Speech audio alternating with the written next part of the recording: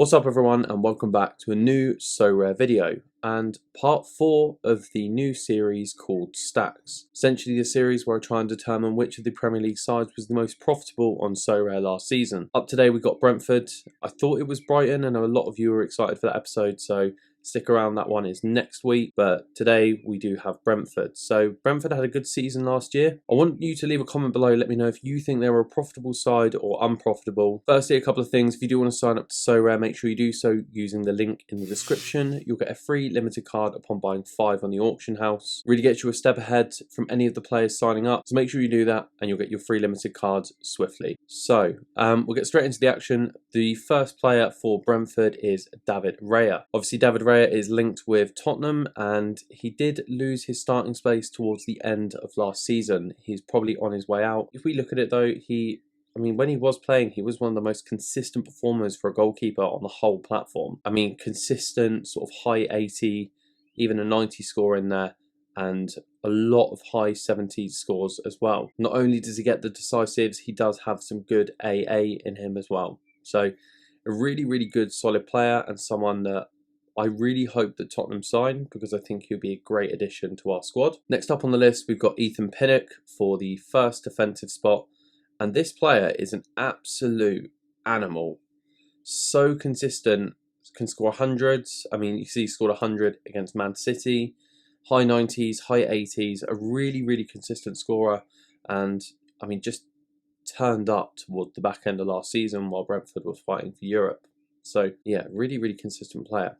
Midfielders was a bit weird for Brentford because they don't really have any really, really high scorers that played every single minute of every game. Matthias Jensen and Christian Norgard were the two sort of best options. I went with Jensen for this video because he has played more games than Norgard. So if we take a look at him, again, a very consistent scorer, can quite often get those sort of high 60s to 80 scores. So really, really good shout. And then we've got two attackers, and Mbuemo, again, a really, really good player. Very hit or miss. He's either sort of in that high 70, 80 range, or he's down at sort of 30. Not really a massive AA scorer, but when he turns up, when he does get a goal or an assist, he usually scores well.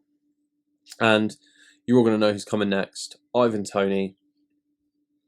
Obviously missed the back end of last season, but when he was playing, look at these scores. Really, really consistent. So, yeah, it's looking good for Brentford.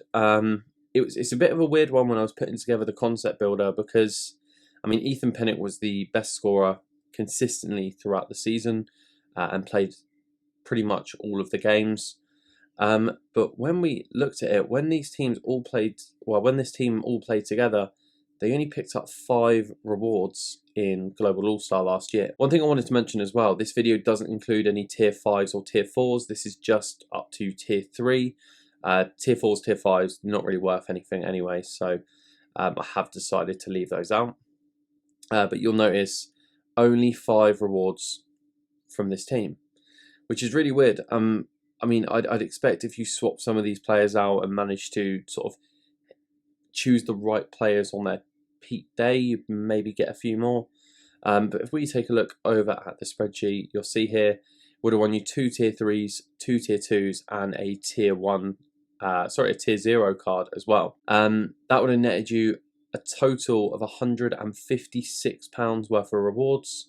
And this team, as of today, their recent price is, I'll check that's still right. Yeah, so the recent average is around 80 quid. So to give you a return of investment of around £76. Definitely not one of the best that we've had so far in this series, but I think that does come with the fact that they have a few different options that could have gone in each position. So I don't really want to hold that against them, but again, for the sort of consistency of the videos, they are going to have to go down as one of the sort of lower end teams out of the ones we've looked at so far. What do I expect from Brentford next year? I think Brentford is a really, really tough one to predict.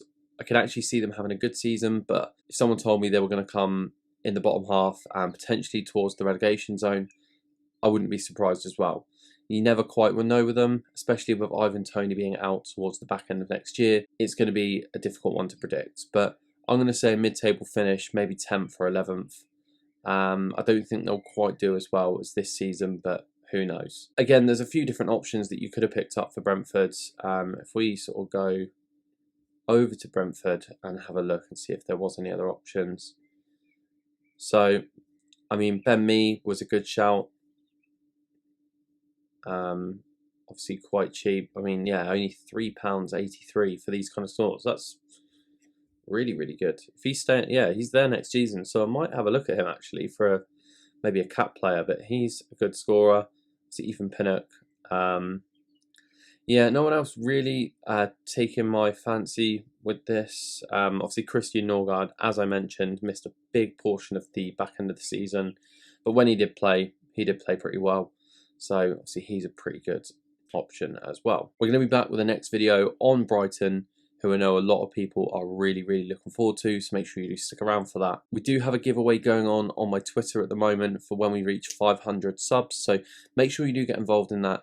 It's really important to me that we can get to that milestone as soon as possible. Once again, if you do want to sign up to Sorare, sign up using the link in the description and you'll get a free limited card upon buying 5 on the auction house. Just to confirm as well, we do have a Discord set up for any new Sorare users that want to ask any questions and air any concerns they might have about the game as well. It can be quite confusing for some players that are just starting out, so we're always here to help, and it's really, really nice to build a community and see it all forming in the comment sections as well. Apart from that, thank you for your time today. Have a good rest of your day. Enjoy the sun. Peace.